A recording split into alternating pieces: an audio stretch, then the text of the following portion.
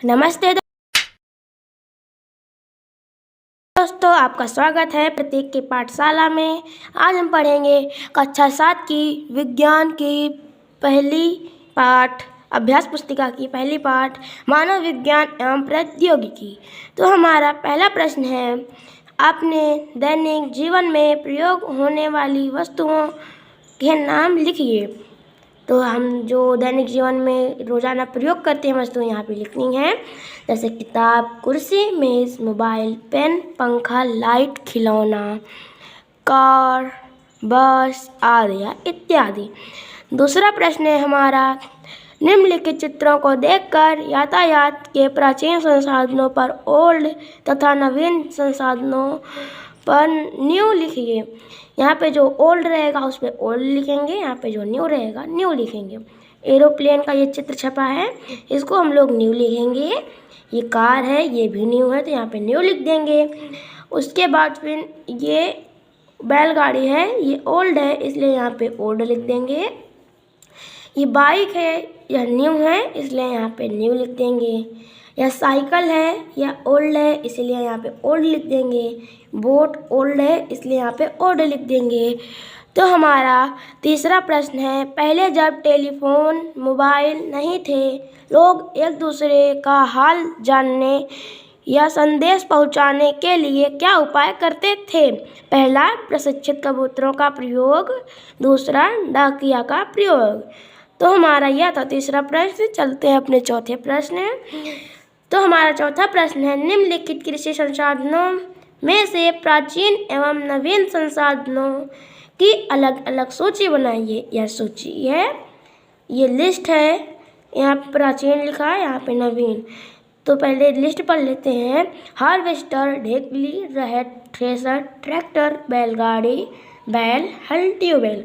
तो प्राचीन यानी कि पुराने समय में जो कृषि संसाधन थे लिखने हैं, ढेकुली, रहट, बैलगाड़ी, बैल, हल, ये थे प्राचीन काल के कृषि संसाधन। अब देखते हैं अपने नवीन काल के कृषि संसाधन को। हार्वेस्टर, थ्रेशर, ट्रैक्टर, ट्यूबवेल, यह थे हमारे कृषि संसाधन, नवीन वाले थे। तो चलते हैं इसके प्रश्न नंबर 5 पर। तो बच्चों, हमारा 5वां प्रश्न है, पहले बीमार होने पर लोग घरेलू उपचार करते थे। वर्तमान में हमें उपचार हेतु वर्तमान में विज्ञान ने हमें उपचार हेतु क्या क्या सुविधाएं दी? विज्ञान ने हमको उपचार हेतु बहुत सारी सुविधाएं दी हैं, जैसे एंडोस्कोपी, एक्सरे, दवाएं, टीका, स्कैनर द्वारा मस्तिष्क की जांच तथा सीटी स्कैनर। यह थी ये विज्ञान के न्यू उपचार हैं, विज्ञान ने हमें यह प्रदान किया है। चलते हैं इसके 6वें प्रश्न पर। 6वां प्रश्न है, विभिन्न क्षेत्रों में विज्ञान की देन को लिखिए। पहला है कृषि में लिखना है, हार्वेस्टर, ट्रैक्टर, ट्यूबवेल आदि। उसके बाद यातायात में लिखना है, हवाई जहाज, कार, ट्रेन आदि। उसके बाद लिखना है हमको चिकित्सा के बारे में, स्कैनर, एंडोस्कोपी, टीका आदि। उसके बाद लिखना है हमको मनोरंजन के बारे में। तो मनोरंजन के बारे में लिखेंगे तो यहाँ पे टीवी, मोबाइल, सिनेमा आदि या इत्यादि। उसके बाद लिखना है हमको शिक्षा के बारे में। शिक्षा के बारे में लिखना है विज्ञान की क्या देन है। तो शिक्षा में विज्ञान की देन लैपटॉप, मेज, किताबें हैं। अंतरिक्ष के बारे में, तो अंतरिक्ष के बारे में है रॉकेट, कृत्रिम उपग्रह आदि। उसके बाद है रक्षा के बारे में, मिसाइल, बंदूक, सेना आदि। उसके बाद है ईंधन। ईंधन के बारे में पेट्रोल, डीजल, सीएनजी आदि। उसके बाद संचार के बारे में समाचार पत्र, रेडियो आदि। तो यह था हमारा 6वां प्रश्न। अब चलते हैं अपने 7वें प्रश्न पर, यानी कि प्रश्न संख्या 7। निम्नलिखित चित्रों को देखकर विज्ञान और प्रौद्योगिकी के द्वारा यातायात संसाधनों में हुए विकास को क्रमबद्ध अंकन कीजिए। इसमें यातायात संसाधनों का क्रमबद्ध अंकन करना है। सबसे पहले मनुष्य पैदल चलता था, तो यहाँ पैदल है तो 1 लिखेंगे। उसके बाद यहाँ पे जानवरों का प्रयोग किया जा रहा है, आप देख सकते हैं, तो यहाँ पे 2 लिखेंगे। उसके बाद पहिए का आविष्कार हुआ था, तो यहाँ पे 3 लिख देंगे। उसके बाद किसका हुआ था? पहिए के बाद हुआ था बैलगाड़ी का, बैलगाड़ी के इस पर चौथे लिख देंगे। बैलगाड़ी के बाद कार, एरोप्लेन एंड ट्रेन का आविष्कार हुआ, इसलिए यहाँ पे 5 लिख देंगे। तो यह था हमारा 7वां प्रश्न। चलते हैं इसके प्रश्न नंबर 8 पर। तो हमारा 8वां प्रश्न है, सोचिए और उत्तर दीजिए। 8वां प्रश्न, यदि विद्युत का आविष्कार न हुआ होता तो वर्तमान में कौन कौन सी समस्याएं हो सकती थी? पहला, पढ़ाई में समस्या। दूसरा, चारों तरफ अंधेरा। तीसरा, गर्मी से परेशानी। अगर विद्युत का आविष्कार नहीं हुआ होता तो यही परेशानी हमको होती। तो चलते हैं अगला 9वां प्रश्न, सुमेलित कीजिए। स्तंभ का स्तंभ खा। पहला है स्टील उत्पादन। स्टील उत्पादन कहाँ होता है अपने भारत में? दुर्गापुर में। तथा हाइड्रो इलेक्ट्रिक पावर स्टेशन कहाँ है अपना भारत का? अनपरा में। एटॉमिक पावर स्टेशन कहाँ है? पारिछा में। नेशनल थर्मल पावर स्टेशन मिलेगा नरौरा में। तो हमारा 10वां प्रश्न है, किसी के क्षेत्र में विज्ञान के नियमों व सिद्धांतों के प्रयोग से विभिन्न वस्तुओं के उत्पादन में आशातीत वृद्धि हुई। कृषि के क्षेत्र में विभिन्न क्रांतियों का संबंध किस वस्तु के उत्पादन से है? लिखिए। तो है हरित क्रांति फसल उत्पादन, श्वेत क्रांति दुग्ध उत्पादन, पीली क्रांति तिलहन उत्पादन, भूरी क्रांति उर्वरक उत्पादन तथा नीली क्रांति मत्स्य उत्पादन या मछली उत्पादन। और उसके बाद है हमारा 11वां प्रश्न दिया गया है, नीचे दिए गए वैज्ञानिकों के चित्र पहचानिए और उनके सम्मुख दिए गए स्थानों पर उनके नाम लिखिए। नाम व उपलब्धियां लिखिए। उपलब्धियां ये है हमारे MS स्वामीनाथन। MS स्वामीनाथन है, इनकी उपलब्धि थी हरित क्रांति के जनक।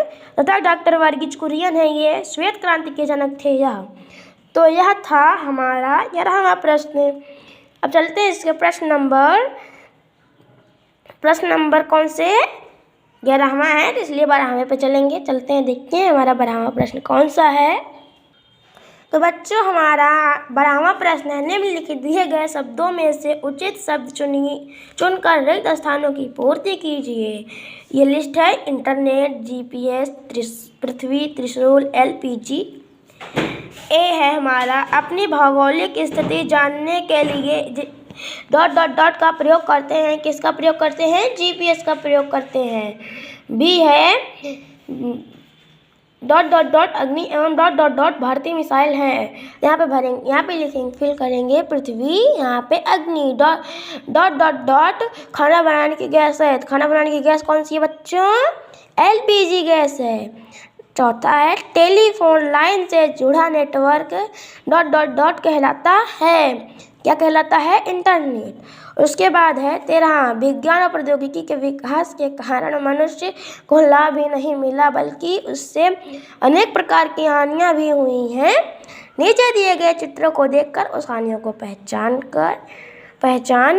कर उसके कारण को लिखिए। तो यहाँ पे क्या लिखना है? ये वायु प्रदूषण है, ये भी वायु प्रदूषण हो रहा है। यहाँ से देखिए, खेत में बड़े पुआल को जला दिए, यहाँ से धुआं निकल रहा है, यहाँ से भी धुआं निकल रहा है। ये गाड़ियाँ खड़ी हैं, इनके पीछे से भी धुआं निकल रहा है। तो देखते हैं, इसमें लिखा है, इन चित्रों से क्रमशः चिमनी से निकलने वाला धुआं, पराली का धुआं तथा गाड़ियों से निकलने वाला धुआं दिखाई दे रहा है। इन चित्र में देख सकते हैं, चिमनियों से निकलने वाला धुआं, पराली से निकलने वाला धुआं तथा गाड़ियों से निकलने वाला धुआं दिखाई पड़ रहा है हम लोग को। इससे वायु प्रदूषण अनेक हैं, जैसे दमा, अस्थमा, श्वसन में दिक्कत आदि होता है। तो हमारा चौथा प्रश्न है, यदि वर्तमान में ईंधन के रूप में LPG और CNG का प्रयोग न होता तो पर्यावरण पर पड़ने वाले नकारात्मक प्रभाव को लिखिए। यदि LPG व CNG का प्रयोग न होता तो हम ईंधन के रूप में आज भी लकड़ी या कोयला का प्रयोग करते। सही बात है, अगर LPG और CNG का प्रयोग नहीं होता तो आज भी आविष्कार न हुआ होता तो आज भी हम ईंधन के रूप में क्या यूज करते? लकड़ी, कोयला आदि यूज करते। लकड़ी या कोयला का प्रयोग करते और इनसे निकलने वाला धुआं से हमारा वातावरण प्रदूषित होता है और हमारे स्वास्थ्य पर नकारात्मक प्रभाव जैसे दमा, अस्थमा पड़ता है। यह था हमारा 14वां प्रश्न। अब चलते हैं इसके 15वें प्रश्न पर। तो बच्चों, हमारा 15वां प्रश्न है, विज्ञान और प्रौद्योगिकी के विकास से लाभ ही नहीं बल्कि हानियां भी हुई हैं। पर्यावरण असंतुलित हुआ है, जिस कारण वातावरण में प्रदूषण बढ़ रहा है। निम्नलिखित चित्रों को देखकर उन प्रदूषणों के नाम और कारण लिखिए। सही बात है, विज्ञान और प्रौद्योगिकी के विकास के बाद हमारे लाभ ही नहीं हुआ हमारे पृथ्वी पर, बल्कि उससे कुछ हानियां भी हुई हैं, जिससे हमारा पर्यावरण असंतुलित हो रहा है। तो यह किसका है? यह जल प्रदूषण है, यह भी जल प्रदूषण है। तो हमको जल प्रदूषण नहीं करना चाहिए, वरना हमारा पर्यावरण असंतुलित होता है तथा आपदाएं आती हैं, बीमारियां होती हैं। तो देखते हैं, इन चित्रों को क्रमशः जल में बहाए जाने वाले अपशिष्ट तथा नदियों में कूड़े करकट को दिखाया गया है। इनसे जल प्रदूषण होता है। क्या होता है? इनसे जल प्रदूषण होता है। जल में बहाए जाने वाले अपशिष्ट पदार्थ तथा नदियों में कूड़े करकट मत फेंकिए। जो ये करता है वो कमेंट करे, जो नहीं करता वो भी कमेंट करे। तो हमारा 16वां प्रश्न है, मृदा प्रदूषण क्या है? इनके कारण लिखिए तथा मृदा प्रदूषण के 2 अन्य प्रकार भी लिखिए। मृदा प्रदूषण है भूमि की भौतिक, रासायनिक या जैविक गुणों में ऐसा कोई भी अवांछित परिवर्तन जिससे मृदा में उपज की क्षमता में कमी आ जाए, उसे मृदा प्रदूषण कहते हैं। क्या कहते हैं? मृदा प्रदूषण कहते हैं। इनके कारण, पहला, औद्योगिक कचरे को मृदा पर डालना। दूसरा, अत्यधिक रासायनिक खादों का प्रयोग। तीसरा, घरेलू अपशिष्ट, डिटर्जेंट आदि को मृदा पर डालना। चौथा, वनों की अंधाधुंध कटाई। तो यह था हमारा अंतिम प्रश्न। तो हमारा पाठ 1 मानव विज्ञान एवं प्रौद्योगिकी समाप्त होता है। अगर आपको यह वीडियो पसंद आया हो तो लाइक कीजिए, चैनल को सब्सक्राइब कीजिए और जितना हो सके इस वीडियो को शेयर कीजिए। धन्यवाद।